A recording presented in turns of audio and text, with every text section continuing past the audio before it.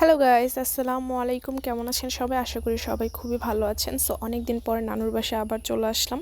So আজকে আমার ছোট বোনের মামাতো বোনের হলুদ সন্ধ্যা। সো যার কারণে আজকে চলে আসছি। অনেকক্ষণ নৌকার জন্য অপেক্ষা করে অবশেষে নৌকা আসছে প্রায় আধা ঘন্টা পরে। সো এখন বাড়ির পথে রওনা দিলাম। এই নদীটা আমার কাছে খুবই ভালো লাগে, খুবই ভালো লাগে। আমি যতবারই এই নদী দিয়ে যাই, আমি নৌকাতে বসে পা না ভিজালে আমার চলেই না। আমার কাছে এতটাই ভালো লাগে। সো আমাদের ওদিকে তো আর নদী নাই, নানুর বাসায় আসলে একটু নদী নালা দেখতে পারি। আমার কাছে এত ভালো লাগে, আমার মেয়ে তো খুব হ্যাপি।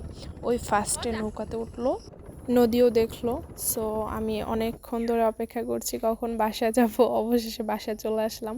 এসে দেখি আমার ভাই বোনেরা সবাই একসাথে বসে আছে। আমি তো ওদেরকে দেখে চিনতেই পারিনি। আমি বলি এত তাড়াতাড়ি ওরা বড় হয়ে গেল। মানে হয়তো বা জীবনটা এরকম, হঠাৎ দেখি ছোট সবাই, আবার হঠাৎ করে অনেক দিন পর আসলে থেকে সবাই বড় হয়ে গেছে।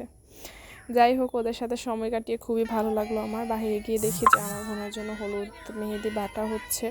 বুঝলাম না, এটা সামান্য একটা কাবিনের মাঝে এত কিছু করতে হয়।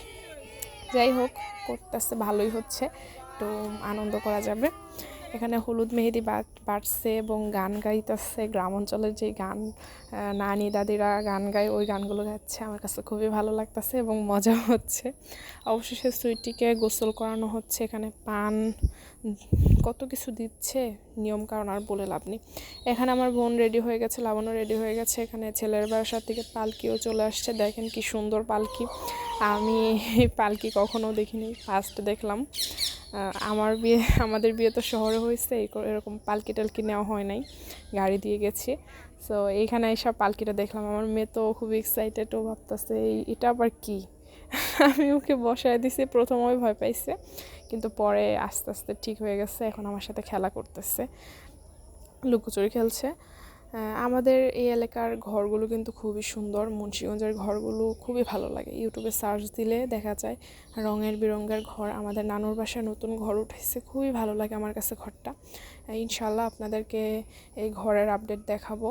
এই ঘরের ডিজাইন ভিতরে কীরকম আছে সব কিছুই শেয়ার করব। এদিকে বিয়ের কাজ সম্পূর্ণ হয়ে গেছে, এখন সব বরযাত্রী চলে যাবে। সো গেট ধরা, তারপর হাত ধোয়ানি, সব কিছু তো আর আপনাদের সাথে শেয়ার করতে পারলাম না। মজার মজার বিষয়গুলি আপনাদের সাথে শেয়ার করতে পারলাম না, কারণ ওখানে ক্যামেরা ধরার মতো কেউই ছিল না। সো আল্লাহ হাফেজ, সবাই দোয়া করবেন আমাদের জন্য। তোকে রানী বানিয়ে আমার বউ সাজিয়ে তোকে তুলে নিয়ে যাবো দেখি বাধা দিবে কে।